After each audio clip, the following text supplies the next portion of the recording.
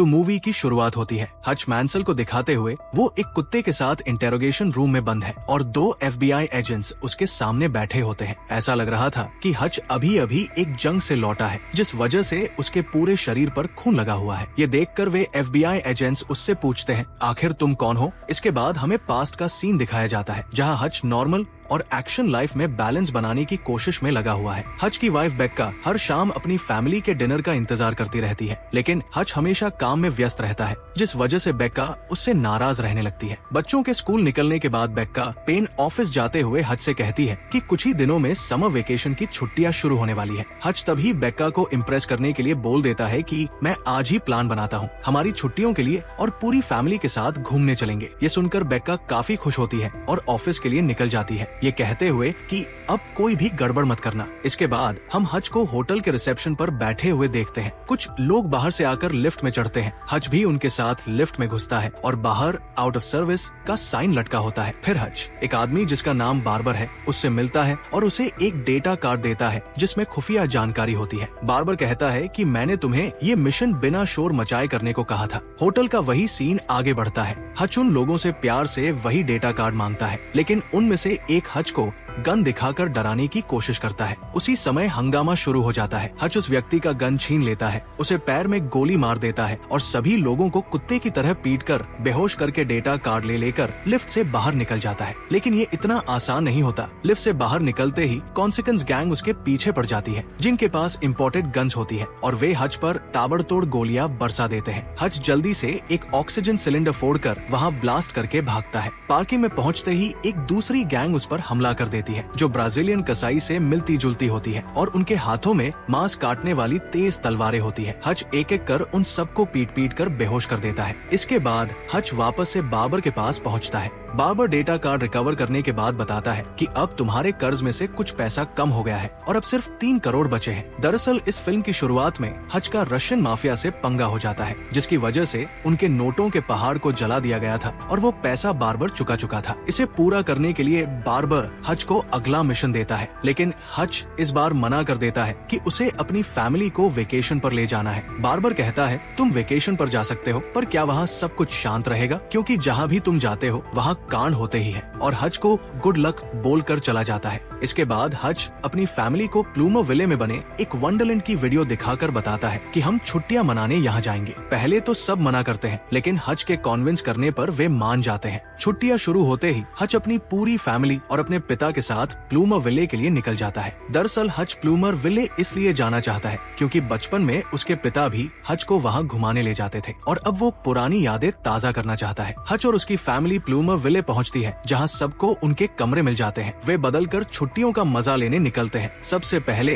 वे water park जाते हैं, लेकिन वाटर पार्क मेंटेनेंस की वजह से बंद होता है। इसके बाद हच सबको लंच कराने स्किनर्स में हॉट डॉग खिलाने ले जाता है। कैफे में घुसते ही हच अपनी पुरानी यादों में फ्लैशबैक में खो जाता है, जहाँ उसके पिता हच और उसके भाई हैरी को डोनट्स खिलाते हैं। हच उन यादों में खो जाता है। हच के सामने शेरिफ एबल बैठा होता है, जिस पर उसका ध्यान नहीं जाता। एबल को लगता है कि हच उसे हतोत्साहित कर रहा है, जिसके बाद एबल हच के पास आकर उसे डांटता है कि कानून को ऐसे घूरना ये गलत है। हच उससे सॉरी कहता है और आगे बढ़ जाता है। इसके बाद हच अपनी फैमिली के साथ गेम वर्ल्ड जाता है, जहाँ ब्रेडी कई टिकट्स जीत जाता है। एक लड़की उसके पास खड़ी होती है और हच उसे कुछ टिकट्स दे देता है, लेकिन ये बात उसके बॉयफ्रेंड को अच्छी नहीं लगती। वे ब्रेडी से बातवेतंडा करने लगते हैं। ब्रेडी उस लड़के को एक पंच भी दे देता है, पर सिक्योरिटी गार्ड और हच जल्दी से आकर झगड़े को रोक देते हैं। बेक्का हच को शांत कर हर किसी को वहाँ से निकालने लगती है, लेकिन जाते हुए एक बाउंसर सैमी के सिर पर टप्पी मार देता है, जो हच को बिल्कुल भी अच्छा नहीं लगता। वे वापस को छोड़ने के बहाने अपना फोन भूल कर लौटते हैं और एक एक कर सभी गार्ड्स को पीटने लगते हैं। हच पहले से ही फाइट में माहिर है और गार्ड्स उसे कुछ भी बिगाड़ नहीं पाते। इस लड़ाई के बाद हच और ब्रेडी को अरेस्ट कर लिया जाता है, जबकि बेक्का ऑफिसर से बहस करती है कि झगड़ा दूसरे लोगों ने शुरू किया था और उन्हें यहाँ रोकना गलत है। तब एबल आता है और हच को अपनी केबिन में ले जाता है, जहाँ उसकी मुलाकात व्हाइट मार्टिन से होती है, जो इस पूरे एरिया का मालिक है और उस लड़के का पिता है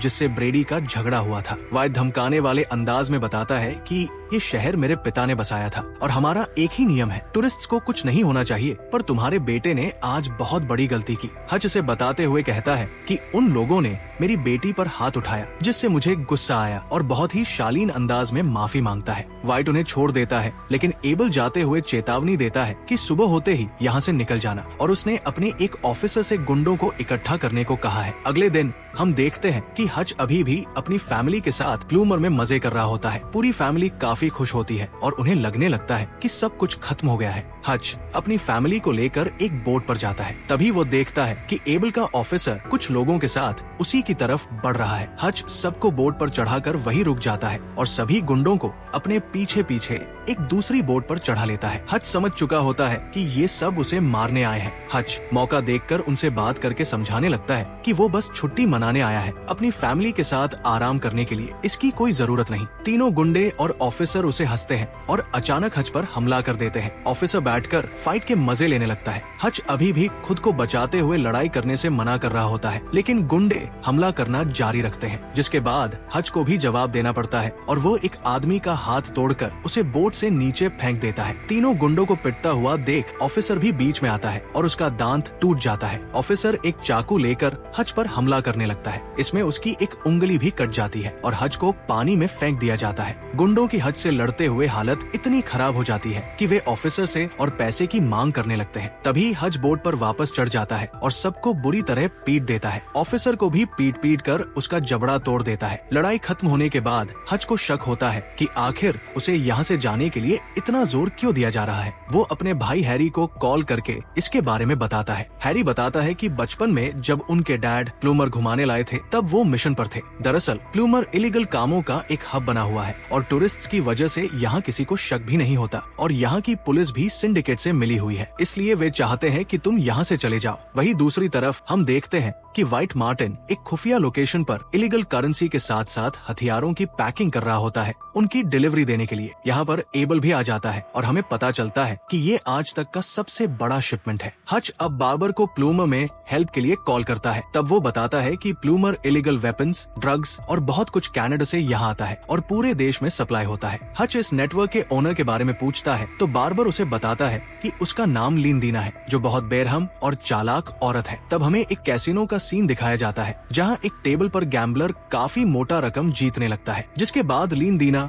उसे हैंडल करने आती है और उस आदमी को पकड़ लेती है कि वो चीटिंग करके जीत रहा था। उसके बाद जो लोग उस आदमी के साथ थे उन्हें वह जान से मार देती है ताकि बात का कोई सबूत न रहे। तो कैसीनो में मौजूद सभी लोगों को भी वो मारवा देती है। इसके बाद एबल को उसका ऑफिसर कॉल करके इन्फॉर्मेशन देता है कि हच ने उन सबको बहुत मारा और उसका जबड़ा भी तोड़ दिया, और ये भी कहता है कि उसे नहीं लगता कि वह कोई टूरिस्ट है, जरूर वो यहाँ किसी और काम से आया है। ये सुनकर एबल काफी गुस्से में आता है। वहीं दूसरी तरफ मार्टिन अपने बेटे के साथ बेसबॉल खेल रहा होता है। तभी लिंदीना उसे कॉल करके अपने शिपमेंट के बारे में पूछती है। हमें पता चलता है कि मार्टिन इस शिपमेंट के बाद लिंदीना का साथ छोड़ दे, क्योंकि वो अभी तक सिर्फ अपना कर्जा उतारने के लिए ही लिंदीना के लिए काम कर रहा था, जो उसके पिता ने लिया था। लेकिन लिंदीना बहुत ही बेरहम और शातिर है और वो उसे ऐसा करने के अंजाम के बारे में सोचने के लिए कहती है, लेकिन मार्टिन उसकी नहीं सुनता और काम छोड़ने पर अड़ा रहता है। जिसके बाद लिंदीना एबल को कॉल करती है, जो पहले से ही उसके कांटेक्ट में था,